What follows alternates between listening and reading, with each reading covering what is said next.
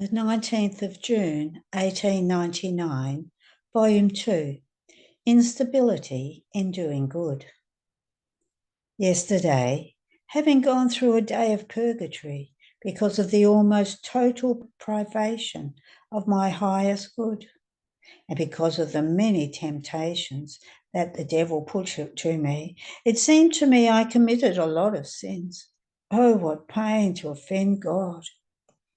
This morning, as soon as I saw Jesus, immediately I said to him, "Good Jesus, forgive me for the many sins I committed yesterday." And I wanted to tell him all the evil I felt I had done.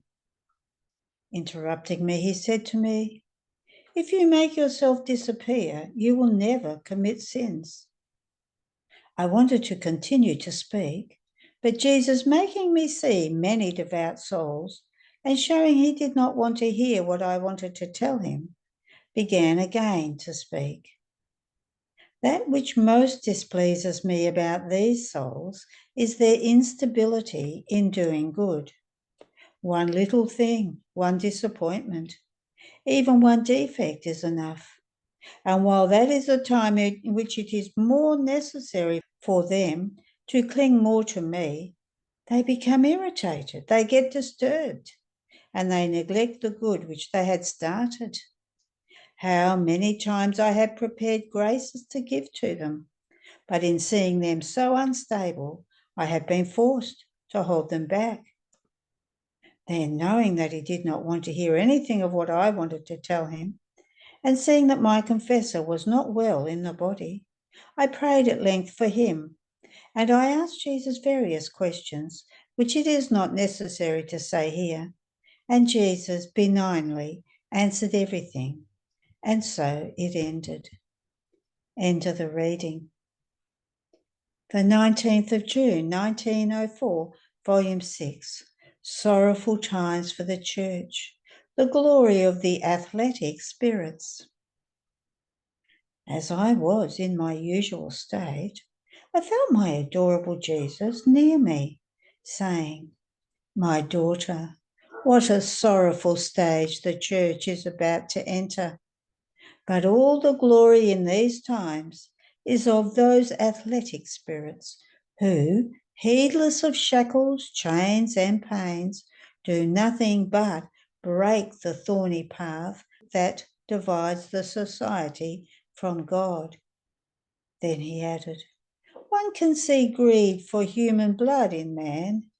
He from the earth, and I will concur from heaven with earthquakes, fires, hurricanes, calamities, such as to make a good part of them die." End of the reading. The 19th of June, 1922, Volume 14. Every time the soul operates in the eternal will, she gives God the field to release new beatitudes and new contentments. Continuing in my usual state, I felt submerged in the supreme will of my sweet Jesus. It seemed to me that every little act of mine, done in the divine will, made new contentments come out from the divine majesty. And my lovable Jesus told me, "My daughter, I possess such contentments, happiness, and beatitudes that I could give ever new joys and beatitudes in every instant. So every time the soul operates in my will, she gives me the field to release new beatitudes and new contentments which I possess.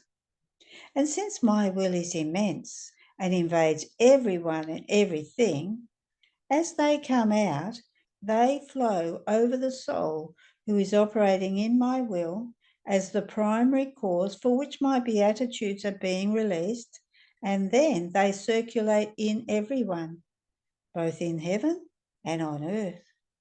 Therefore, as many times as you operate in my will, so many more beatitudes and joys do you make me release, and I feel the contentment of sharing the joys I possess.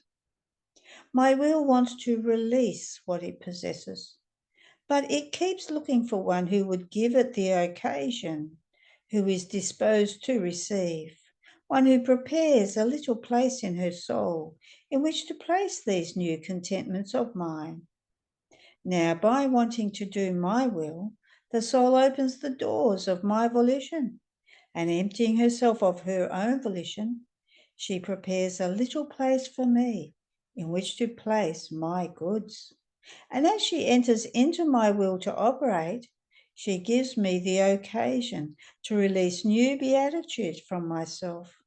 Therefore, I anxiously await that the soul come to operate in my eternal volition in order to unleash a new joy from myself and make myself known as the God who is never exhausted and who always has something to give to one who does my will. End of the reading. The 19th of June, 1929, Volume 26. The Divine Will and the Operating Life of it in the Creature.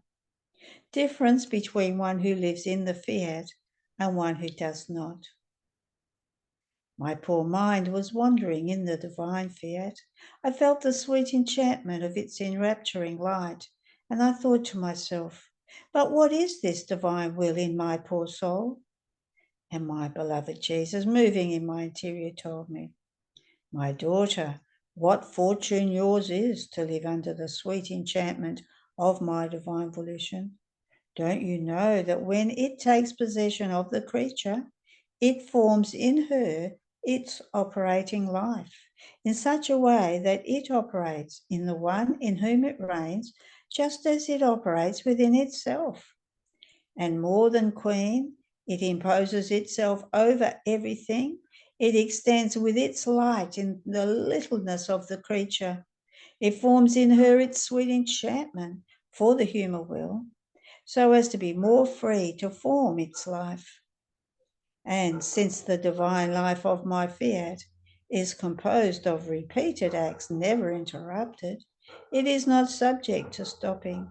And this is why you feel within yourself an act that never ends, a light that is never extinguished, a love that always burns.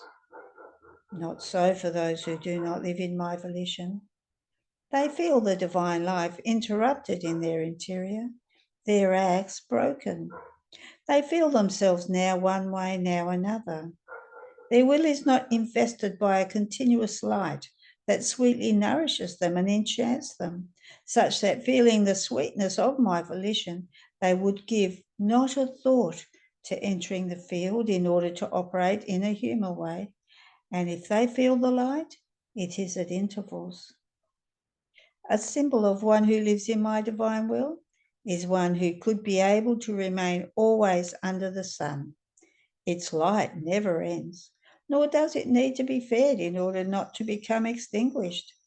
So, one who could live under the sun would feel light raining down constantly upon herself. And since the light contains admirable effects, she would nourish herself with sweetnesses, with fragrances, with varieties of colours, with lights, in such a way as to feel the very life of the sun being formed within her. On the other hand, one who does not live in my will, be it even one who is not evil, is symbolized by one who lives under the light of the low world, that has neither the virtue nor the power to form a sweet enchantment of light, such as to eclipse her so much that she would not be able to look at anything but light. And it is subject to becoming extinguished very often, because it does not possess by nature the continuous nourishing virtue. And if it is not nourished, her light ends. And since the light formed by the creature possesses neither sweetness nor colours nor fragrances, she cannot feel the life of that light being formed within herself. What great difference between one who lives in my divine will and one who lives outside of it.